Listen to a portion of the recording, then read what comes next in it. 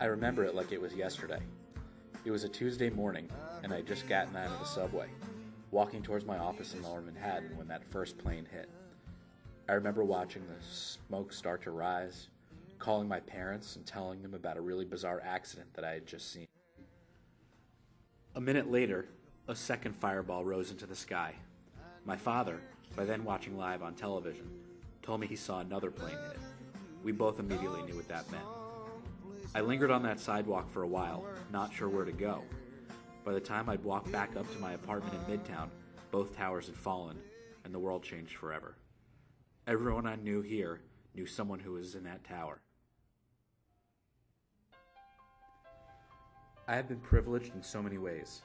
A great family that provided for me, encouraged me, and set me up for success in life. I didn't live through Vietnam like my dad, and I didn't survive Pearl Harbor and World War II like my grandfather. Instead, my formative years saw the end of the Cold War era and the rise of the Internet era. Everybody had it made.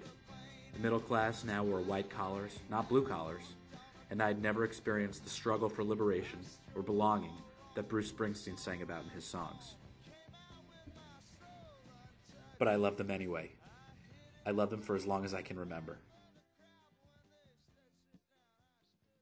Less than a year after the attacks on my city, I stood on a rain-soaked terrace at the Museum of Natural History here in Manhattan, just a few miles north of Ground Zero, as Bruce Springsteen and the E Street Band opened the MTV Video Music Awards. At that point, I'd probably seen 15, 20, maybe even 25 Bruce concerts in my life, including many on that great reunion tour of 1999. But this night was something special.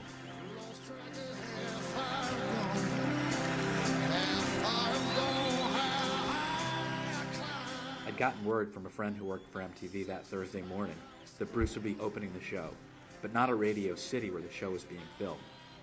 He told me to be at the planetarium entrance to the museum by 4 p.m., but I got there even earlier. There were no crowds, no lines, just a few police barricades. And I remember asking an officer where to go, and he pointed me in the direction of a small crew setting up a very basic stage of risers, and there I waited. It ultimately grew dark as the crew rolled out the cameras, the lights, and the instruments. There was Roy's white piano, Clarence's saxophone. By 7 p.m., the rain was coming down pretty hard, but I was there, up front, just a few steps from the stage. Bruce and the band came out to soundcheck at about 10 minutes to 8, playing just one song, The Rising.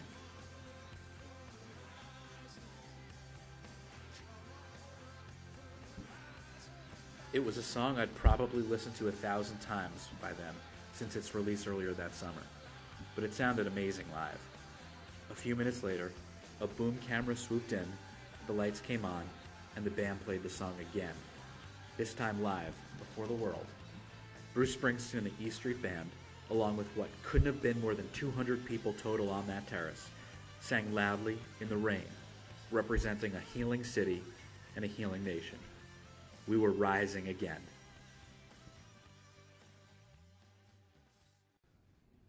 When the song ended, the big lights went out and the cameras went dark.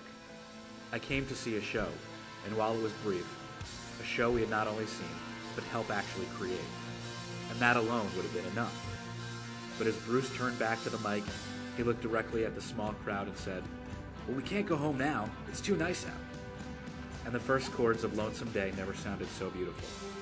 He was going to keep playing for us, a private show in the late August rain. He ended up playing another 13 or 14 songs, but we weren't alone for long. People all around the museum and park heard the music, and all around the apartment buildings, windows were open, people were sticking their heads out and dancing to the music. We were happy again, and Bruce made that happen.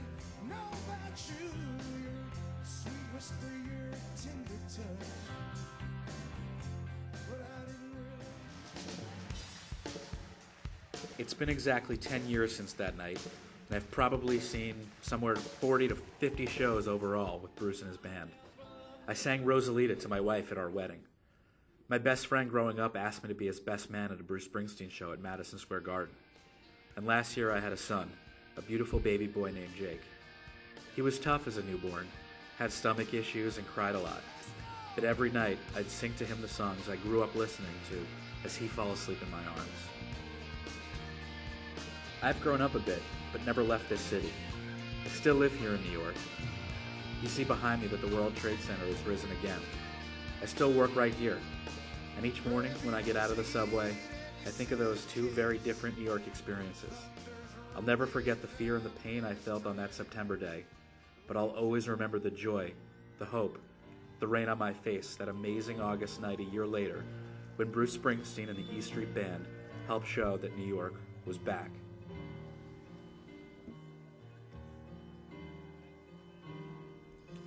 There's a blood red circle on the cold dark ground, and the rain is falling